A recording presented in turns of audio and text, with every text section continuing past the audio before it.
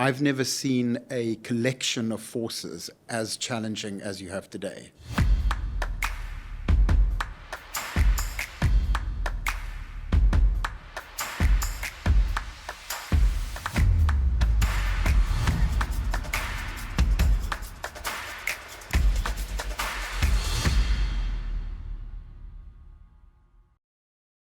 The global diamond industry is at a crossroads.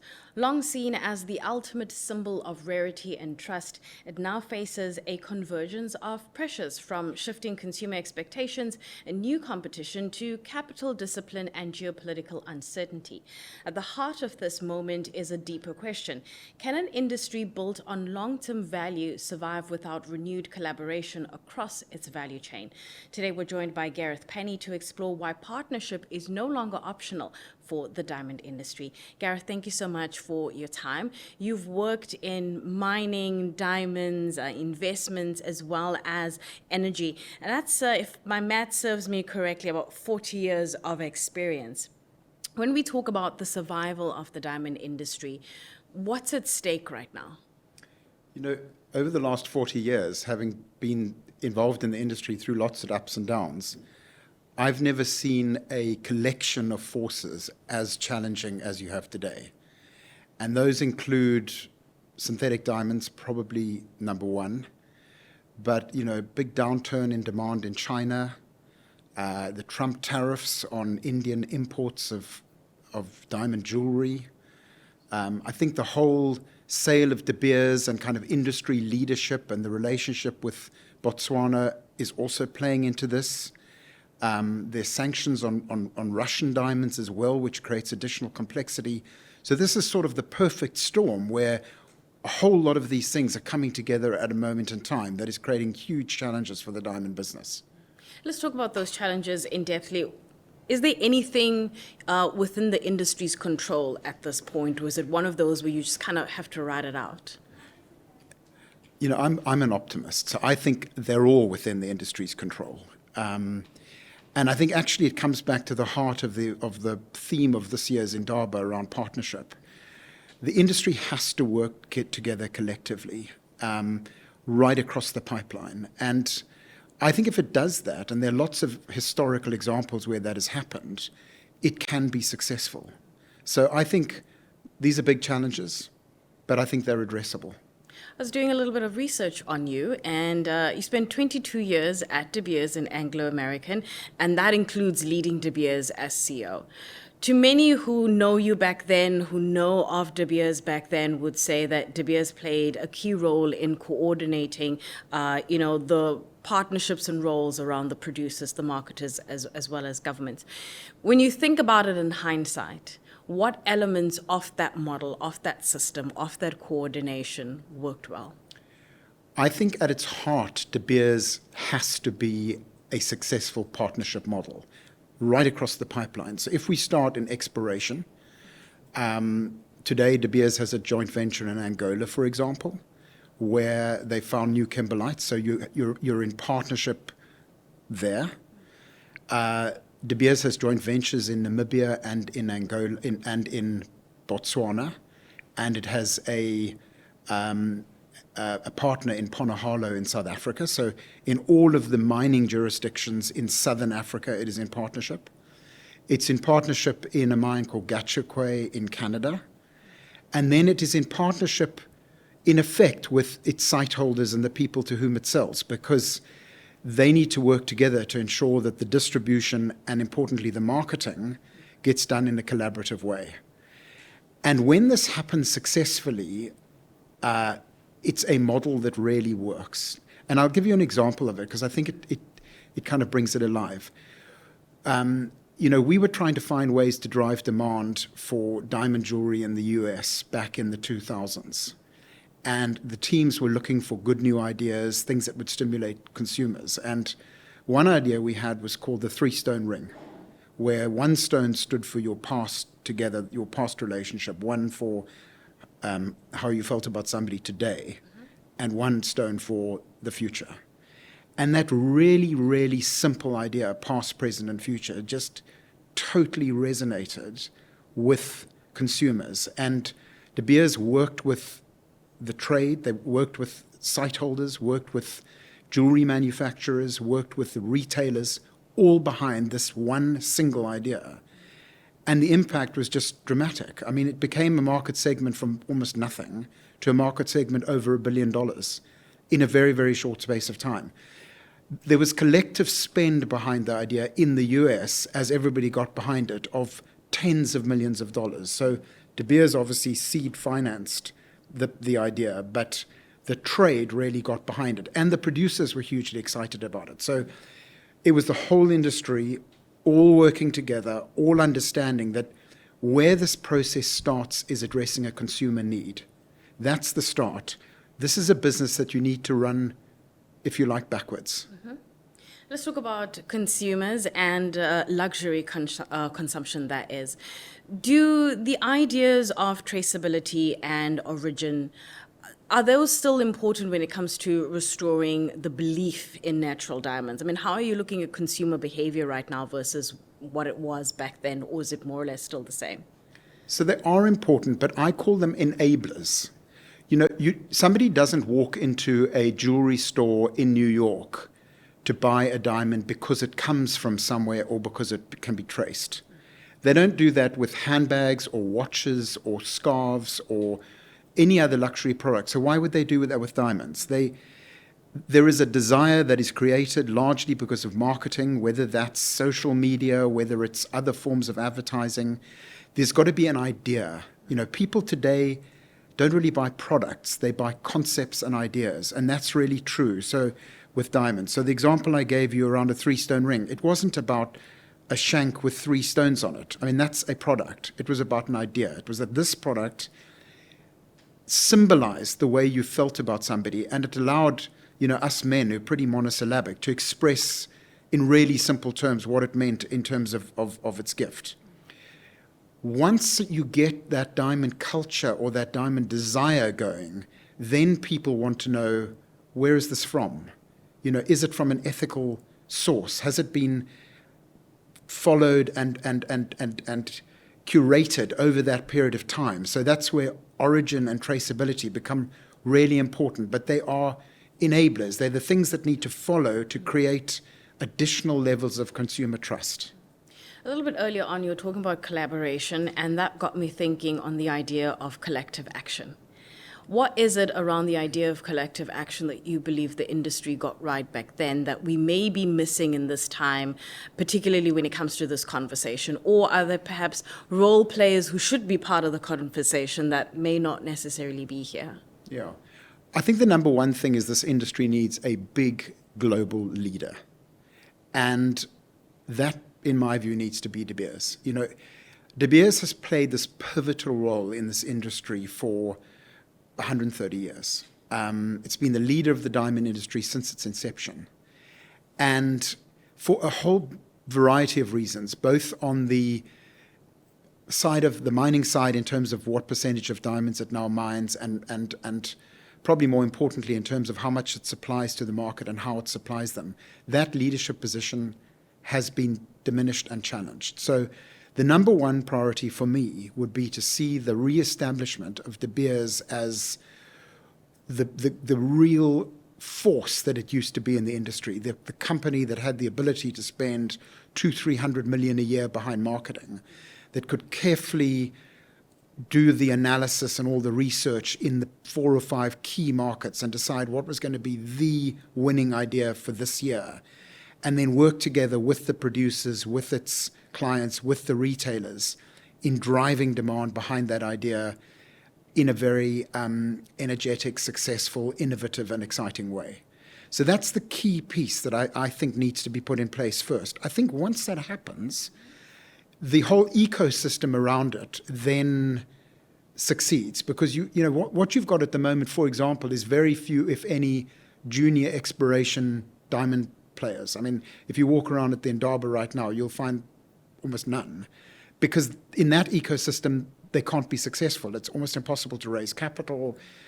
You know, the feasibility of developing new mines is challenged, you know, particularly if they're kind of more marginal. So from exploration through to junior miners. Look at the market caps of the junior mining sector today. I mean, it's minimal. It's measured in a few millions of dollars. So, and they themselves have had all sorts of challenges trying to survive at current diamond prices, and so on as you go down through the pipeline. So you need this big, important leader in the industry. I think if you get that leadership position, you will only get it, by the way, by really appealing and working in partnership with the producers and with your clients. You will not get it in isolation.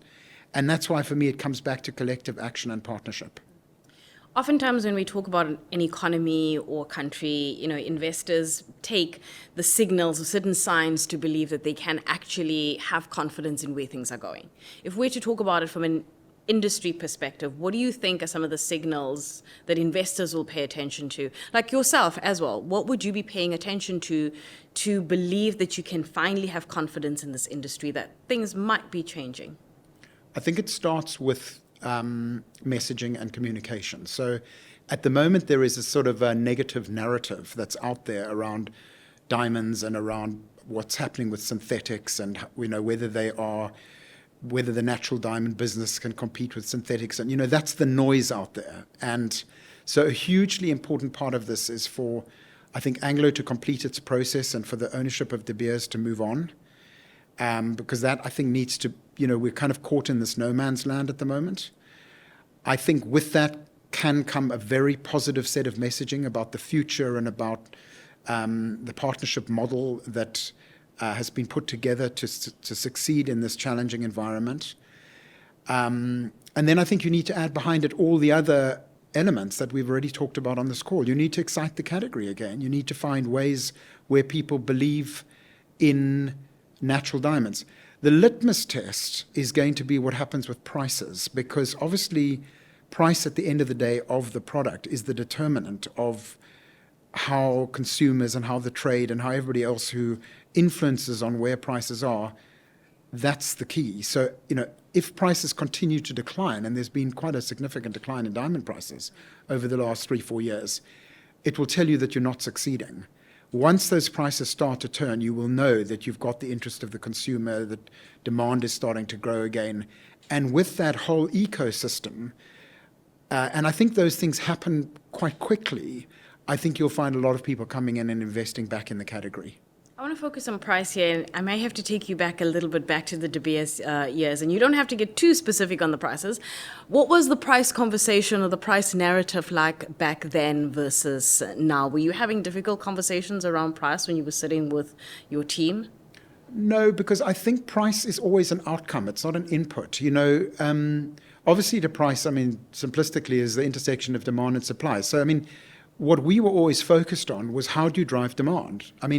The key was we had no intention of maintaining stockpiles or any of the things that had happened in kind of the De Beers of old, where it was seen to be a monopoly and it was seen to sort of hold back supply, etc. That was not how we thought about the diamond business. We were myopically focused on saying, how do we create new demand for diamonds in new jurisdictions? We brought in some extraordinarily talented men and women across the world. We built new capabilities from India to China to Japan to the US to,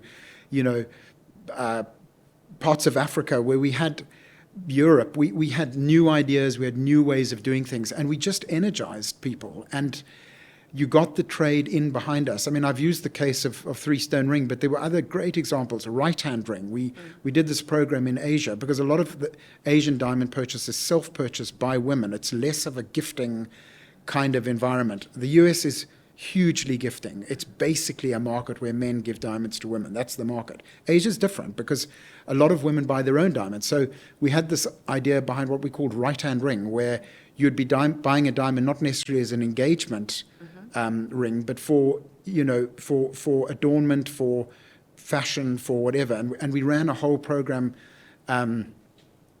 called Right Hand Ring. And the slogan was wonderful. It was, women of the world, raise your right hand.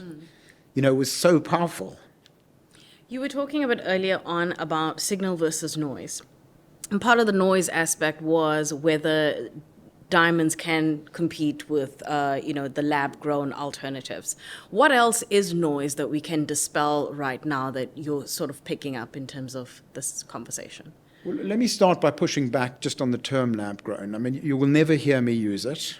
They are not lab-grown. They are synthetic diamonds made in large factories, principally in China and India. I mean, let's just be really clear. So I think the synthetic industry obviously likes the term lab-grown because it has a sort of sense of curatorship and sort of niche and so on. But what I would want to see with that, I have no issues with synthetics at all. I mean, they could make them, as far as I'm concerned, by the truckload and in unlimited quantities and at whatever price they want to make it. I don't see them in a world where the natural diamond business manages its business successfully and gets on with the kind of messaging and the positive imaging that natural diamond should be doing. I don't see them as a threat or even as competition. You know, there have always been a vastly greater number of synthetic type simulants than there have been natural diamonds, whether that was moissanite, whether it was cubic zirconium, whether it was crystal of different forms. The volume of diamond lookalikes over decades has always been much, much greater, for obvious reasons, than the quantity of natural diamonds that's been mined. And we need to go back to that whole concept that, these are really special. Every single natural diamond is unique. It has a sort of fingerprint that gets made as it, if you like, grows over 1 billion years. It has little trace elements within it that you can't possibly simulate within a factory environment. Synthetic diamonds are essentially all the same, and it's easier to make a perfect synthetic than it is to make something that's got all this sort of what I call fingerprint in it. So let the synthetic people get on with what they do. There are some really important things that they need to make sure that they disclose properly what they're doing. I mean, it's of great concern to me. Sometimes I go into a retail environment. It takes a hang of a long time before I finally discover that what I'm looking at or what I'm being told or what I'm reading is a synthetic. You've got to go layer to layer to layer, and then you find that out. So I think around disclosure, there is a benchmark that needs to be properly maintained and really making sure that the consumer is not misled around all manner of different things. I think there's detection that needs to be really clearly in place. The industry, De Beers today, can detect every natural versus a synthetic. That needs to be maintained and I think even enhanced so that every consumer knows that in a very, very short space of time, measured in seconds or minutes, you can tell the difference between the two. And then I think the third thing is you need differentiation. So we call it the 3 Ds: disclosure, detection, and differentiation. And you need to differentiate. People need to be really clear that if they buy a natural diamond, they're buying something absolutely unique that embodies the way that somebody else feels about them. And I find it very difficult to think that a bride being given something that costs $10 or $20 made in a factory in China that is identical to the one being given to 1,000 other people that day across various jurisdictions feels somehow special. It doesn't mean it shouldn't be there, but I think it's just it's a form of adornment. And the meaning of real diamond and its journey for me is the key. If the industry is to endure, and we've been talking about collaboration and partnerships for quite some time now, where should that partnership deepen first if you have to think about the entire value chain? I think it's got to start with the producers. I think the producers have the most to gain and the most to lose.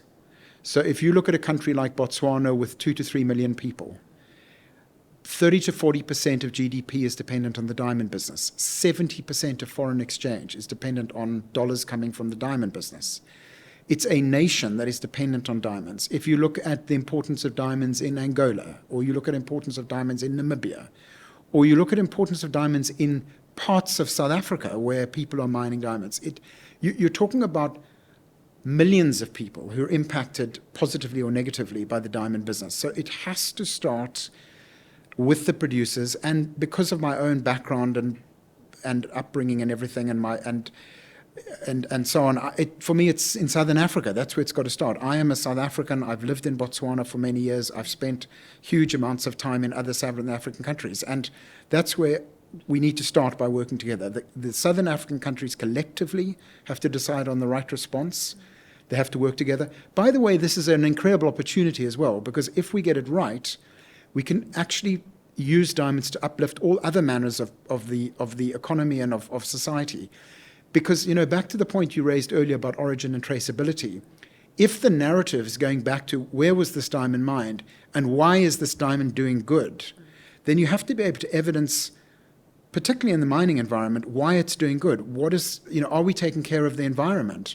Is this sustainably helping to build an economy, a society, schools, all different other parts of things? And if people truly believe that natural diamonds do good, I think it becomes a very powerful and, by the way, coinciding part of that message, because it twins so well with love itself. Gareth, thank you so much for your time. For more mining insights, you can go to miningindaba.com.